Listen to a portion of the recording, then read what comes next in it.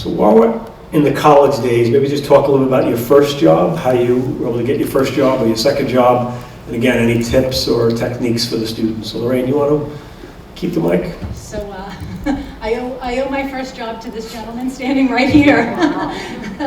So I was in my junior year here at the college, and I thought I was going to have a great summer. Hanging out, maybe working part-time, going to the beach, hanging out with friends, and my mother had a different idea, and that was you will get a job. Fortunately, I bumped into Ken, who was working, at the time it was Brooklyn Union, in the HR area, and was able to get an internship at what was in Brooklyn Union, and the rest is history. Mr. Daly? And employee number 500? Since I couldn't get a job in public accounting, which I might try in my 70s, because it still bothers me to this day. I got a job as an assistant in a bullpen in investment banking. My first job was working for Young Associates on the Exxon pipeline financing.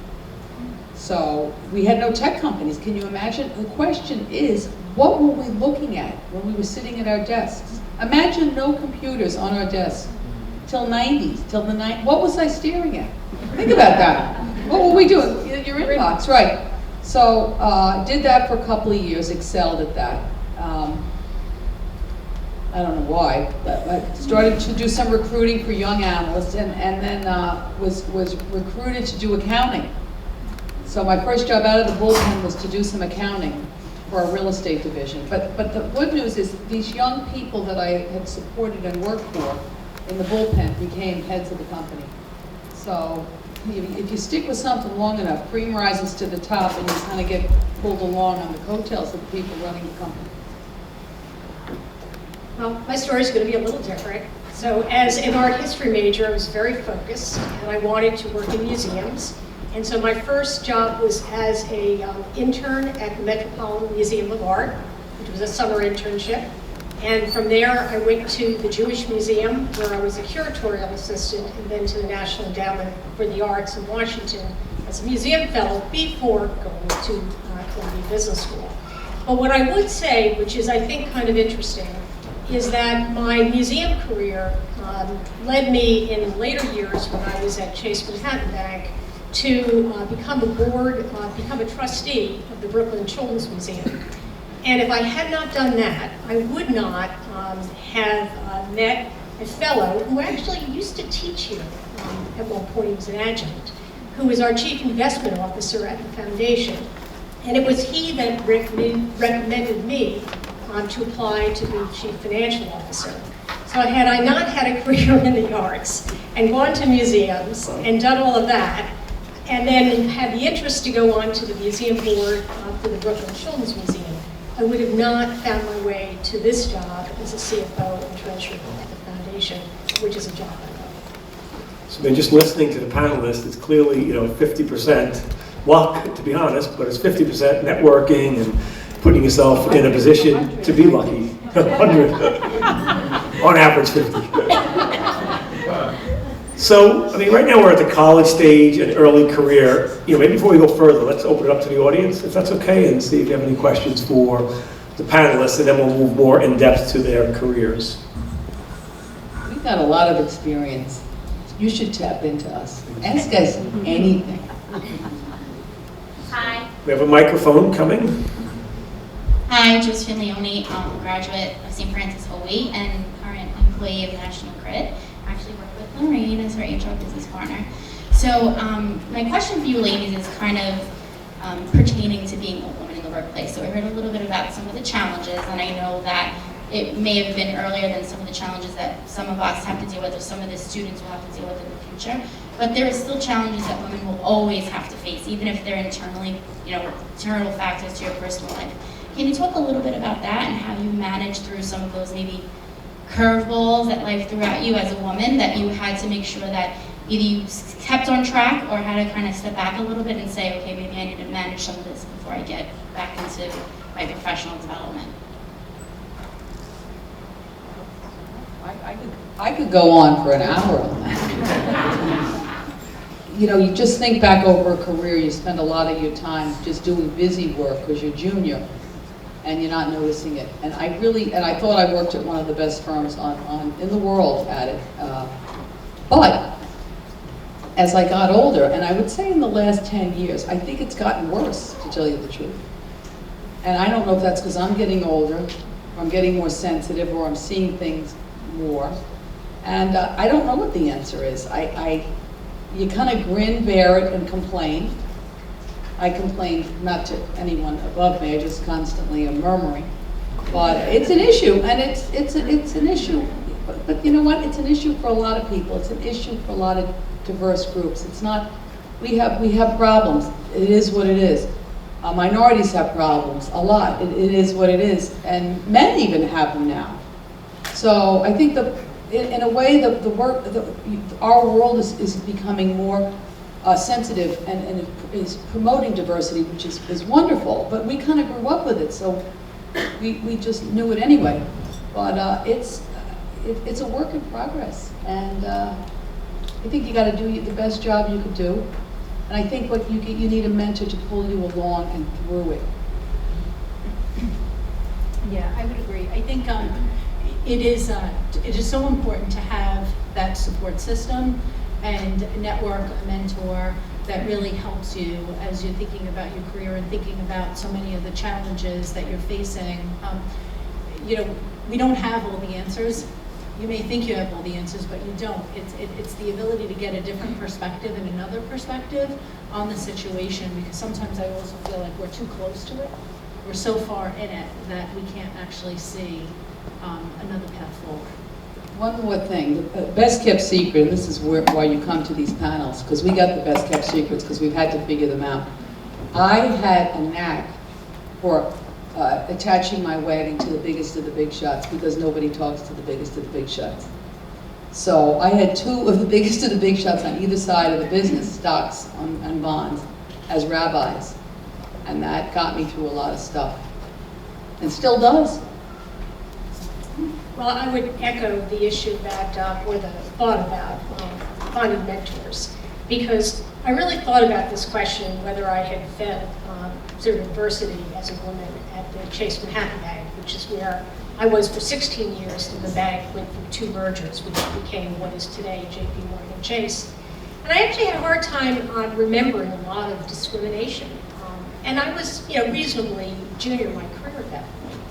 But I think what was true in the 24 years I spent with what is now JP Morgan Chase, I had 2 very important female mentors. One that was there the first 16 years, and then one that was there the last 10. And I think that's why it was reasonably compatible for me. The hardest part was the juggling when you have children. And when I had young children, it was a time when you didn't talk about your children at work, which everybody does today, men and women. But then you did not talk about your family life. It was something you kept very private. And so the juggling that you needed to do between both, was challenging. The one thing I would say is that you keep your priorities straight. Family comes first. And you'll find if you have a family and you do work, that you will be more efficient than your colleagues that do not have other obligations. Because you must stop at some point during the day and refocus, and that's rejuvenating, it's refreshing, and then you go back to work. But I'd say mentors are really important, and you should keep your eye out. Sort of what you just said. Keep your eye out for who could be your mentor and cultivate it. It doesn't just happen to you. You have to cultivate it. Hi, I'm Carol DeCina, a 2003 graduate and current employee of National Grid. So thank you for today. I appreciate all of this guidance, and I think the students greatly appreciate it as well. My question is, speaking about your journeys, and it's very interesting to hear, is there one thing that you can think back on and say, I wish I would have done that differently, knowing what you know today, that perhaps you can share with the students? I think I probably would have taken more time to actually step back and reflect on my priorities and what really is important. and, you know, family, friends, life outside of work is just as important. And I think in the beginning I was very focused on work and performing, you know, well at work, doing a good job, you know, engaging with my colleagues and building that network and friendship within work. But that ability to really just take a step back and take it all in and reprioritize, refocus, and continue to move forward. It's a great question. If you're a doctor or you're a lawyer or you're a scientist or whatever, you're a Wall Street person, I think we get so caught up in busy work. I would definitely try to be more efficient and not, you waste so much time. You're trying to prove yourself, you waste time. But I would hone in more on my craft, whether it be medicine, science, law, and become more of an expert. I was a very excellent generalist. So you feel sometimes you're not the specialist, but you can't be everything. Right. But it's good to pause and reflect. And you know, I don't think I did it once. So pause and reflect every day. Well, you know, there's one clear thing for me that comes to mind, and that is that I wish I had had more time that was flexible to have been with my kids. And I think that was really striking to me in their sort of early, maybe late middle school, early high school years, when I really wished that I had just more flexibility to sort of connect at the beginning or the end of the day. And I had an interesting opportunity that happened right after the Chase Chemical merger, which was 16 years into my career. I was chairman of the board of the Brooklyn Children's Museum, and so I negotiated a part-time, 4-day-a-week schedule, really because I wanted to have that flexibility with the kids, but the chairmanship actually gave me good professional cover for doing so. And it was the first time I ever got to drive my daughter to and from work, and that was really a revelation. But flexibility was not something that women could have in the really the late 70s and the early 80s when we started, you know, our careers.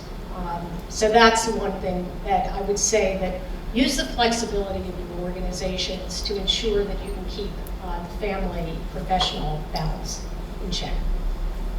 So thank you, Carol and Josephine. I mean, 3 themes kind of came up just listening. One was around work-life balance, one around the importance of mentors, and then one, which is a tough subject, around bias in the workplace, particularly directed towards women. So why don't we take them one at a time, and everyone doesn't have to answer, but let's go first with work-life balance.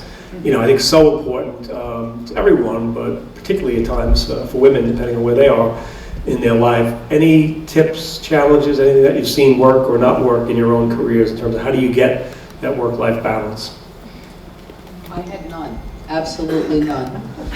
I neglected everything. I didn't even have children. I forgot to have children, which is okay. I mean, it was a choice. But if I had to do it over again, I'd swim more, I'd work out more. I do it. Probably be a better wife. I'm terrible. But I'll tell you, you can't do it all. And I don't know if there is such a thing. And I don't really think there is. I really don't think there is. I really don't think there is. But you gotta try. You gotta try. Stephanie, I apologize to Dr. Holick. I am not apologizing to your husband. I draw the line. Well, you know, I have a slightly, you know, different take. You know, I do think you can achieve work-life balance, but you have to work really hard at it. And I do think that, you know, those that do have children develop a certain muscle that you just have no control over developing, because that end of the day comes, and I remember this very well in the beginning of my career, and I had no choice. I had to get home to relieve somebody who was taking care of my daughter. And I remember we lived on Cranberry Street, Brooklyn Heights. I took the number 2 or 3 train, one stop from where Chase Manhattan Corporation was. that was not enough time to decompress, maybe to decompose, but not to decompress. I was decomposing as I walked from Clark Street to my home, and it was tough, but you had to shut off, and until, that child went to bed. And I do think for me, personally, that discipline was healthy. And so I worked really, really hard, but I did shut off during the times that the day ended. And luckily I had bosses who were raising young children too. And so they also shut off, and I think that was helpful. And I had an incredibly supportive husband who believed in dual career, marriages. And while he worked incredibly hard, he was he was a lawyer in a big law firm in New York City. That support made a difference. I would have to say, for everyone it is different, right? How you find balance and what balance looks like. I don't think I've ever gotten it right. I don't think I ever will get it right, but I do agree. My husband is extraordinarily supportive, and don't tell him if you see him, because his head will only get bigger. But it does, it takes a village, and I have found my village in my town in order to make it work and give balance. And in the beginning, I will say, I felt like I had to do it all, that I had to have the career and I had to be the one taking care of the kids and doing everything. And I quickly realized, because of something my sister-in-law said to me, that I didn't have to do it all, that having balance and leveraging your network, whatever that network looks like, becomes really important. And she said to me, my tombstone will never say that I kept a clean house. And my tombstone will never say my kids didn't have stains on their shirt. So live. Just don't neglect doctors. I mean, I drew the line there. I'm great. I go to doctors all the time. Because if you ruin your health, then you're stupid. So Lorraine said not to thank her husband. If you see a guy named Art at the dinner on Wednesday sitting next to Lorraine, he's the guy not to thank, all right? Make sure. Tell him he's not doing enough. So let's take the hard one now. Bias in the workplace, whether it's conscious or unconscious. Have you experienced it, and how do you address it? I experience every day. And I don't know what to do. And I see it on all types of groups. I just see, I guess there's nothing you can do about it. I think it's part of the human evolution. I think the workforce has gotten more diverse, but I don't really see it in the numbers for women, if we're talking about women. I need answers. I need answers. I don't have them. Do you think it's more pronounced in financial services? No. No, do you? I do, yeah. You do? I mean, I've had, in the last 15 years at Foundation, I've had the unique opportunity to work in a female-dominated organization. We were 65% women. And until recently, the chief financial officer, general counsel, chief of staff, and president were all women. And so it was a very unique experience to just completely wipe gender out of the equation. I do think financial services was different. And what Stephanie's saying is not unique to Stephanie. I've heard that certainly in my own career with the bank, and since in women's settings that involve financial people. It is much more difficult as a woman in the financial services industry. I do think you face more bias. Some of it's unspoken. The networks that men have are a little stronger, and informal networks that you can't penetrate. So I do think it's there.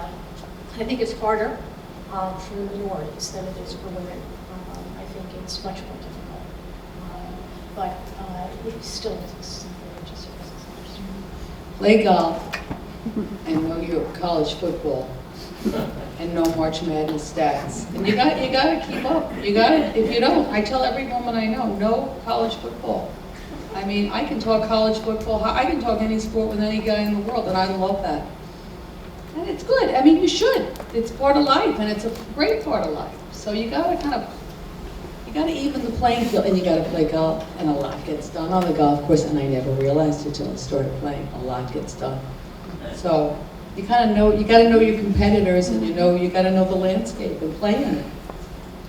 I think as females also we have to support each other more, because the boys network, sorry for all the men in the room, but the boys network is quite strong, and a lot does get done. And so we have to actually make the female network just as strong, and support each other, because that's how we're going to be able to continue to get ahead and build our network, and also build the female network in corporations in America that have been very heavily male dominated. So let's go back to the audience.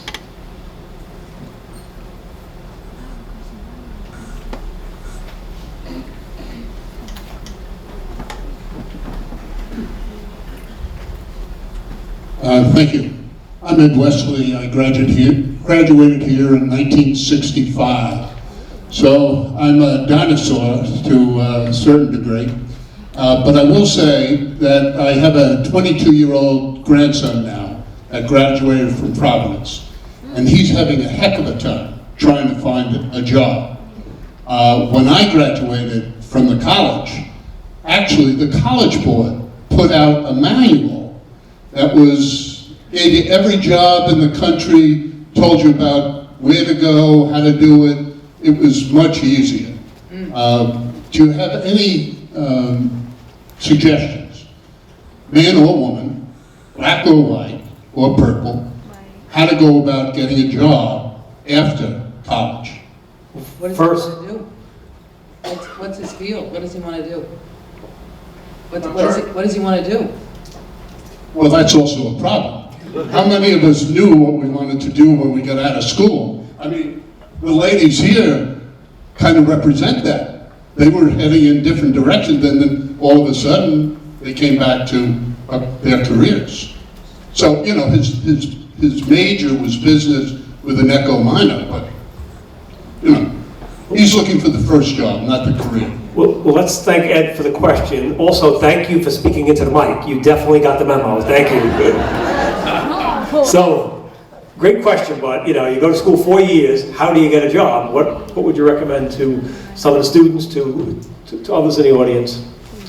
Well, networking is always, I think the first thing to do, and networking with anyone that he can find. But I also think you do have to find a focus, and sometimes it's not so important what the focus is, but you have to just pick and invest a little time in making that focus real or sound real. I think even though I had a very, odd to business focus in the beginning, it was real, and it allowed me to build upon it and, show some leadership. So I think you can't just go in without any sense of where you want to be. And that may require just a little more, potentially education to get there. In business, I will say I think accounting is a great thing. I now supervise accounting folks, and I have great respect for the CPA and great respect for the accounting degree. And that can be a good launch pad for really so many different jobs in business. So maybe you don't have to have the full CPA, but having that base in a way that you can sell makes a difference. I would get the Providence College alumni book of every alum of Providence College and call every single one of them. I'd get Cranes and all the business publications in New York. I'd call everybody in the papers. I would go online for all the financial service companies and banks, look for jobs, and also try to Google who's there, call them. I mean, Providence is a great school. We have a lot of Providence College alum. he's got to work, you know, and the kids do it different. It's all, everything's online now, but you got to combine the online with the relationships. And you know, no one helped me get a job. I would have taken any job. I would have taken a job at Burger King. I was so desperate to get a job. I took a 2-month course for women out of college to learn to type at Katie Gibbs, to get a foot in the door anywhere. And I think the skills most necessary today are Excel and PowerPoint. If you can do that, you can get a job pretty much anywhere. I'd study for the Series 7 license and just have that under the belt, because I think you can do it now without working at a firm. You know, I never left Morgan Stanley because I never thought I could ever get another job. So it's hard to get a job, it's not easy. And Lorraine, I know your backstory, and I think some of the folks in the audience maybe have similar experience. Can you talk about the importance of internships? Yeah, definitely. So I have to say, the internship really gives you an eye-opening experience into what the business world is like, if it is a business role that you're going to. But internships in general give you that eye-opening experience into the work world. It brings part of the education that you have in the classroom into the real world, and really lets you start to see, what is my career going to look like? You know, what are some of the courses that I need to take, or some of the things that I need to really focus on as I'm looking to explore different organizations that I may want to work for, or different career paths that I want to pursue. So the internship, I think, can't be undersold. If you have an opportunity to do an internship, take it.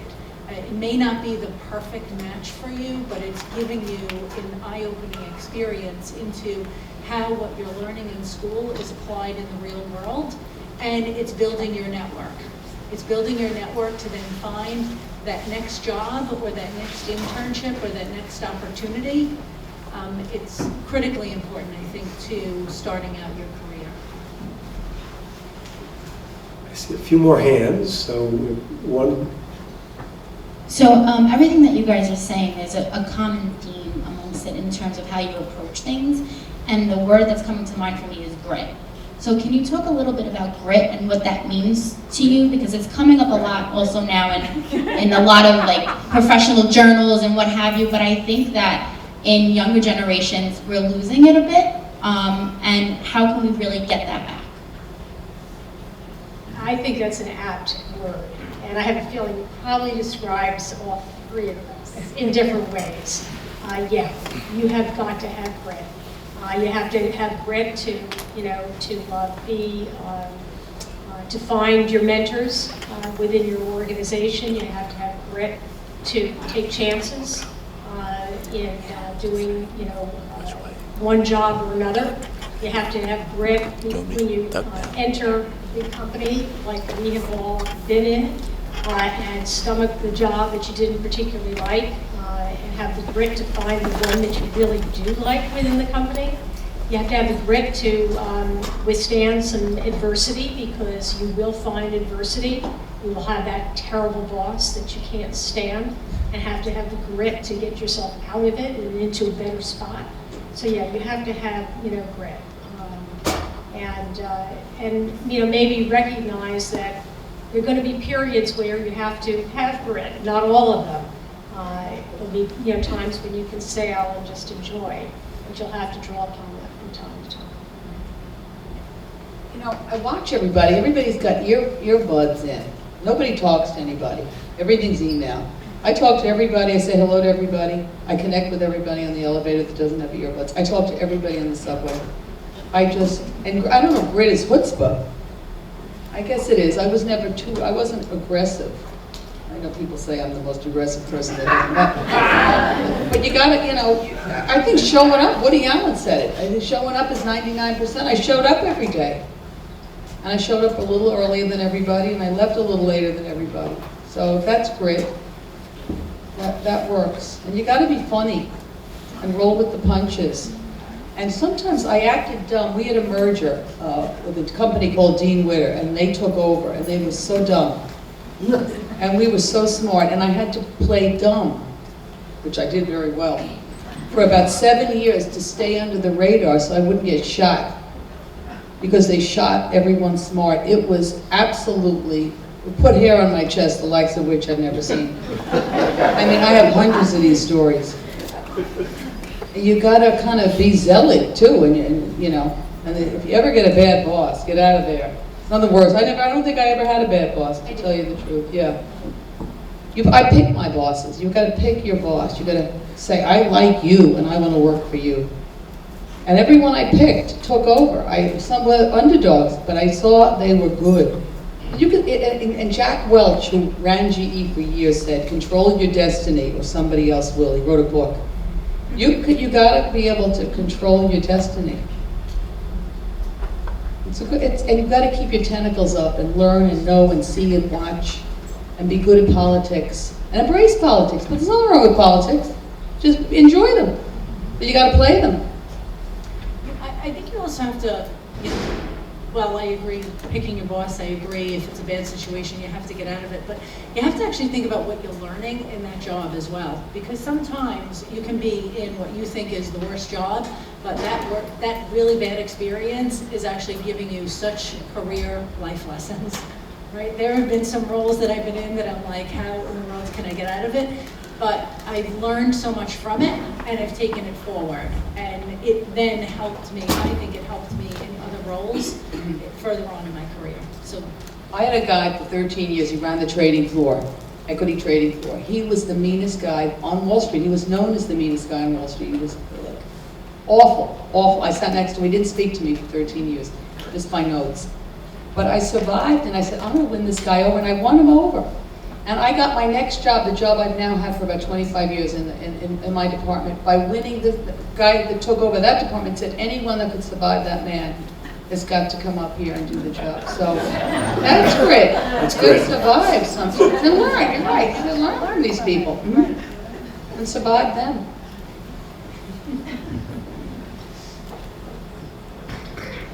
So I have a question. Thomas Flood, the person you're buying tickets from after this event. So I think it's brilliant that you all sat right under your pictures. It's fantastic. Well, Lorraine, you said something before. You said it takes a village. We have an alum, a friend, and a parent. It takes a village to do what we do here at St. Francis College. So first and foremost, we thank each of you for saying yes to being the honorees on Wednesday night. But I think for the people in this audience who may not be there Wednesday, why did you say yes? Why did you say yes to being the honorees at this year's Charter Award? because it seems to be a choice. No, You can't back out now. So I said yes because I think it's so important to really reflect back on where you came from. And for me, the college and National Grid are so connected, and I don't want that connection to stop. I think that it is so important that when we think about, and I think about the opportunity that I have had by attending the college and receiving the benefit of the college's network, right, with the company, what was then Brooklyn and what's now National Grid. How do we not allow that to continue? That I think would be a terrible loss. I think that you know, we all and everybody that's going to be there Wednesday night works for a company that has the ability to give kids an opportunity. So how do we not allow that opportunity to take place? I think it would be just a terrible loss. Well, in addition to loving you, Miguel, Larry, Johnnely, the board, Bob Cattell, who's done a lot for all of us, I'm a huge proponent of Catholic education, and I'm a huge proponent of Jewish education. I'm a huge proponent of, and probably it's the thing that drives me the most, Judeo-Christian education, because I think it gave me the grit that got me to last for 44 years. I still draw on it, learn about it, you know, work on it every day, and love my spiritual heritage more than anything. And quite honestly, I pray for business. I pray that I don't lose my job every day of my life. because that's how sick and twisted you get. And, you know, I think that's a good thing, because you know, think you're going to lose your job every year, and I think that's good. I think that's a fire. But I think you get so much more from schools that are grounded in either Catholic, Jewish tradition, and something this school stands for something other than education. Any idiot can get an education at any school, but these are different schools, and they're to be appreciated and promoted and sponsored and helped. It's interesting. I would say the exact same thing, coming from obviously a different vantage point. When my son chose this school, it was his idea that we then explored. And I'd say that the reason that I'm here is because of the pride that was on his face when he graduated. School was never easy for my son, and this school was willing to work with him and did it in just a beautiful way. And he had such tremendous pride in the achievement of having completed his college degree that really forged a sense of gratitude in my husband and myself towards the school. But what I'd also say, just building off of what Stephanie said, we immediately felt at home in this school. There was something about the Franciscan values that connected with us. It may have been a different spiritual orientation than ours, and our religious orientation is very important to us, and we are observant in our religion, but there was a connection to the ethos of what this school was about. And I would agree that a religious education, a school that is based in its religion and its tradition, is something special. And I oftentimes, when I describe St. Francis, whether it was about participating in the charter board dinner or just in general about where my son went to school, I always come back to saying that there was something special about it being a religious school, and that is something really to value. We love these questions. They're great questions. You got a great question? No, actually it's a little off topic, but I'm going to stick with my original question. I first of all want to thank you very much. I'm Liz Medlin. I'm an alum here. I graduated in '81, and I'm one of the founding members of St. Francis's Women's Leadership Network, so we really appreciate you being here. Actually, my question was related to the issue of bias earlier in the job market. I thought I saw something of a trend of women being steered into certain roles in organizations, or business lines really is what I mean, more like in support roles rather than in the direct income roles. I'm retired for a little while, and I'm wondering, do you still see that, and do you have any advice about women going into careers now, and if they're often an opportunity in a support role, maybe that's a good thing, as you were saying earlier, take advantage of an opportunity and maybe leverage that into something else. But I'd like to hear your input on that. Thank you. Okay, I'll start. There are no women doing what I do in my office. I'm in the original old high net worth office at Morgan Stanley.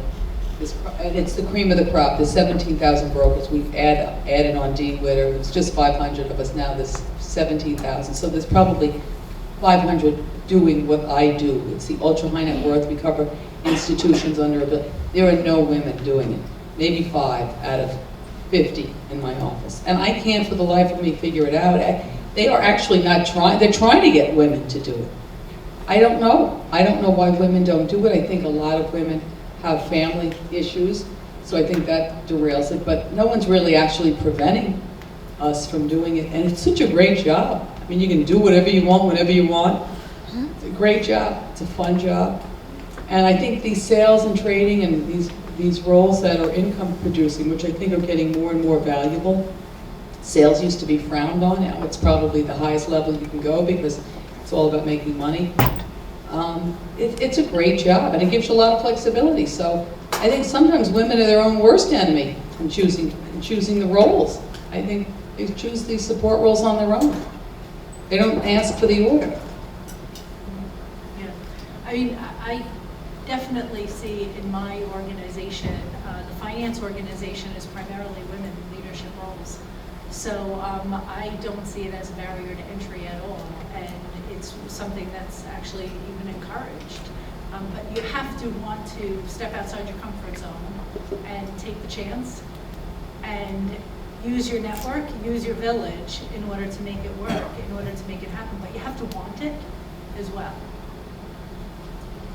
Yeah, I think the issue of sort of self-steerage is an issue for many of us, and I think that's how we find ourselves in these functional or support roles.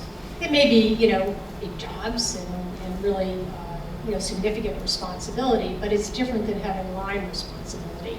So I think some of it's self-selection, but I also think that's probably where the bias comes into play. I think you have to operate more, classically like a man in these roles. You probably have to play golf.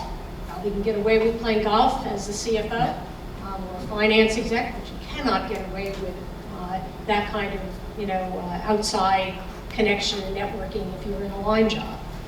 The other thing I'd say is there's something very controversial we used to discuss at the bank among the women. We had a big global women's conference one year. And we had a few women who were at now an executive vice president level. One who was actually on the executive committee, the first woman to pierce that level, and several that were in executive vice president in line roles. And what was controversial was that almost all of them had husbands that didn't work. So what had we done? We had just reversed it. We had said that you can't have two people having high-powered jobs. And so that became very controversial, and I'm not talking about, quite frankly, levels that I achieved. And I was a senior vice president of the bank, so that wasn't high enough. I'm talking about the next level. I'm talking about the people that ran line organizations with 4,000 people in it, that traveled around the world constantly, that had P&L responsibility, and if it didn't deliver, they were going to be out. And at that level, their husbands didn't work. And that was controversial. You can't have it all. Dennis.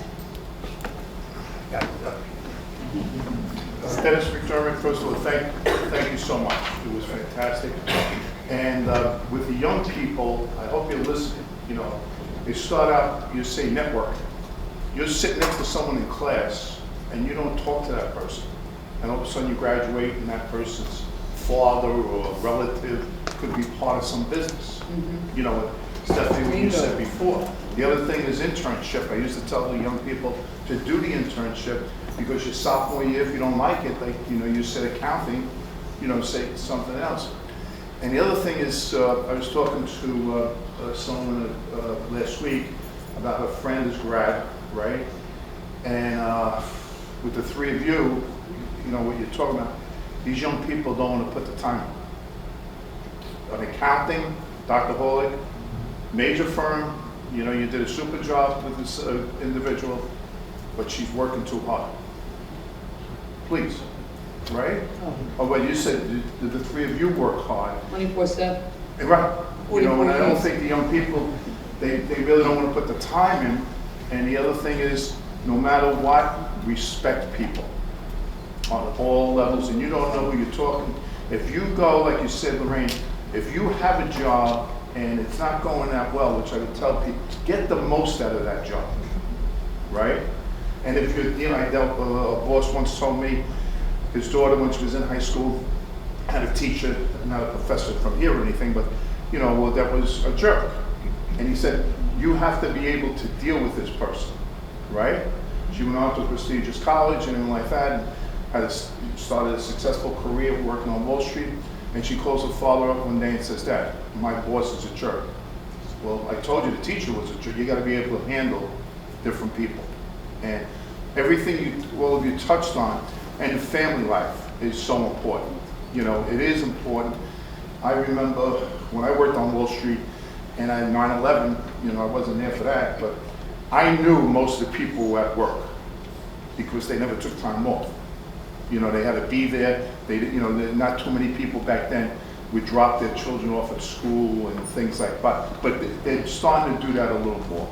So thank you very much. Well, Great. Does anyone not know who that speaker was? That is St. Francis. So I want to save a few minutes at the end for a special speaker. So one last question. This is the money shot now. Just have a few seconds. On Wednesday night, you're going to be up there in front of a big group. What will be your key message? mine will be to support St. Francis with a vengeance. Absolutely agree. I mean, that's why we're there. You know, the message is why St. Francis. Yeah. Great. Well, first and foremost, how about a huge round of applause for our panelists?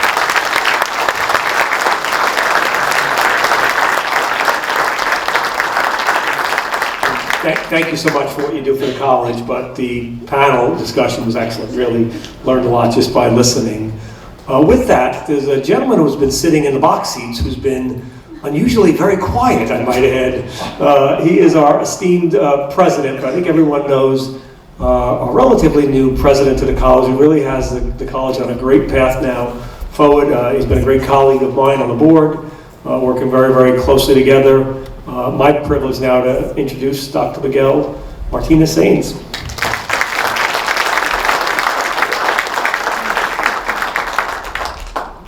Just for the record, I do follow instructions sometimes, Ken.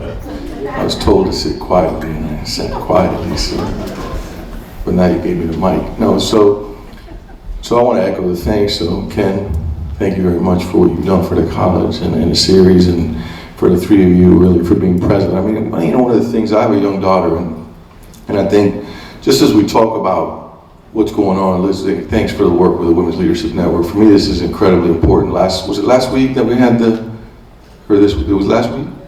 I think it was this week. No, it was last week. Today's Monday, right? It's today? Okay. See, I got Stephanie's problem. 24/7, so it just figures it's all the same. But last week we also had a panel again. It was three women scientists, and incredibly important, right? That we have this, because again, sometimes people don't see themselves in roles, and just being present is a huge message to young people. I don't know if people have been watching March Madness, but I know Stephanie has, or I think she has. Have you? Yeah. What happened last night? Was it last night that Michigan State beat Duke? Was it last night? Was it last night? Yeah, it was. Duke is puke, Wake is fake, but the team I hate is NC State. Oh, sorry, that was when I was a Carolina fan. We'll get that off the record.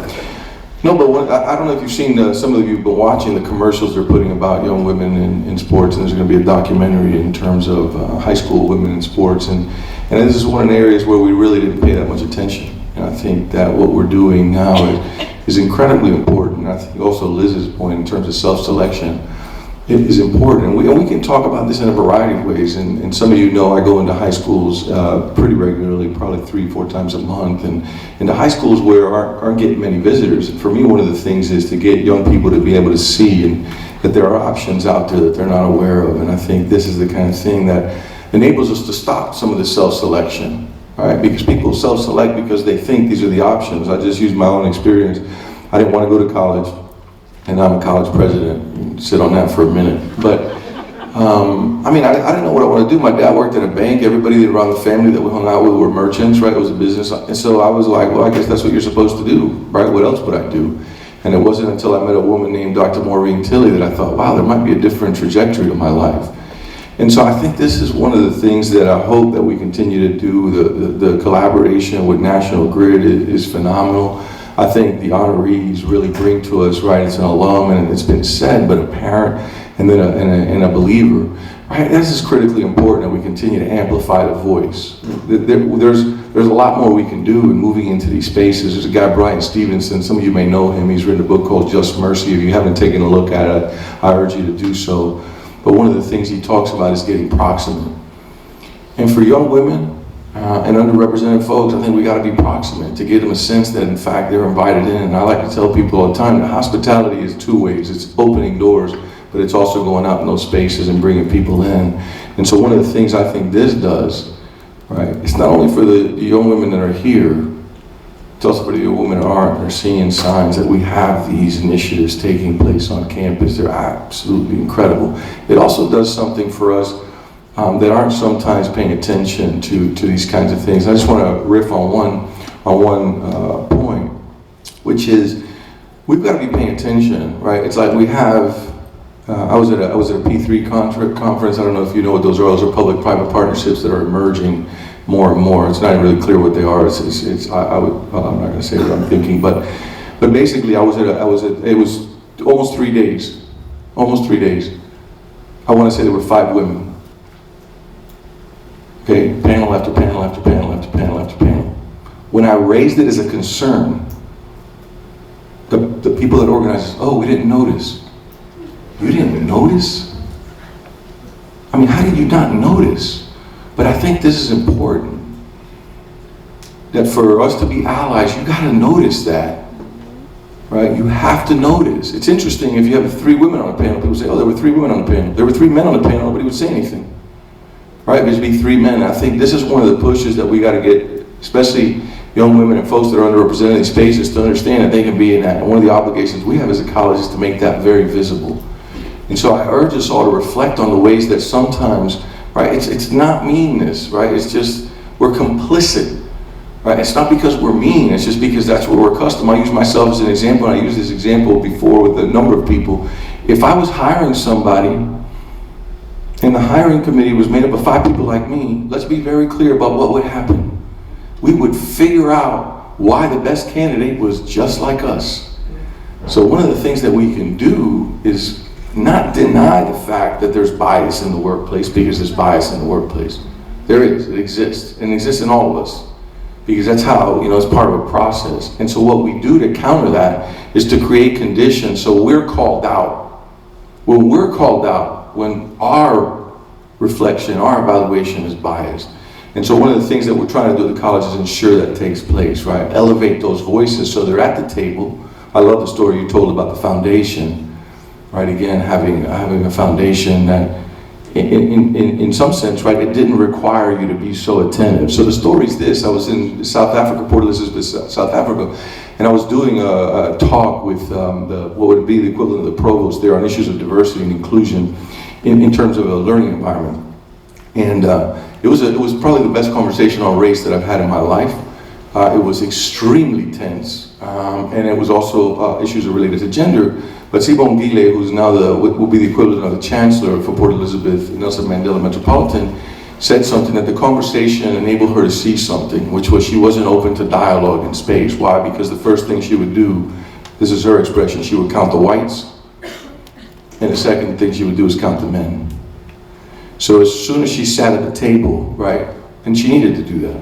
I'm not suggesting she shouldn't have done that. I'm saying she needed to do that. But notice what happens to the ability to have dialogue. It's actually broken down, right? If I come into a space and the first thing I'm doing is trying to set up what's the power dynamic in the space, the likelihood of me being able to engage in dialogue, right, is non-existent, right? We've compromised it. That said, I don't want to deny the fact that a lot of folks have to continue to do that, because you got to understand the power dynamic. So as I close, I'd like to say where I worked before, former president was a female.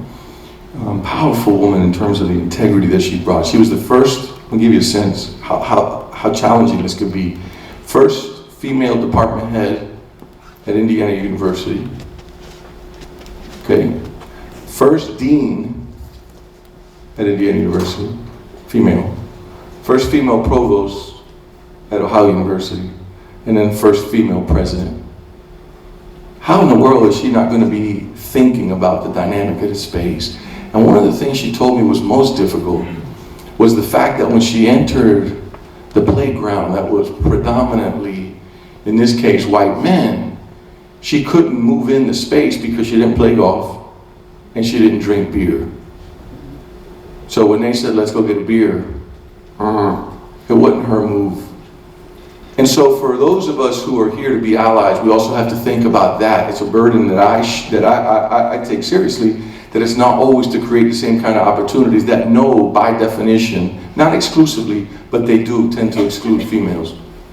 Right? How do we begin to think about, right? I happen to play golf, and consume a beverage every now and then. But that means that because I'm able to move in a space, but because of my position, it doesn't mean that I can just keep doing that. Because of my position, I have an obligation to ensure that those aren't the only activities that are available for folks to tap into the network. And I think this is a reminder that's absolutely critical that we do so. So once again, thank you, Ken. Thank you all very much, and appreciate y'all's time.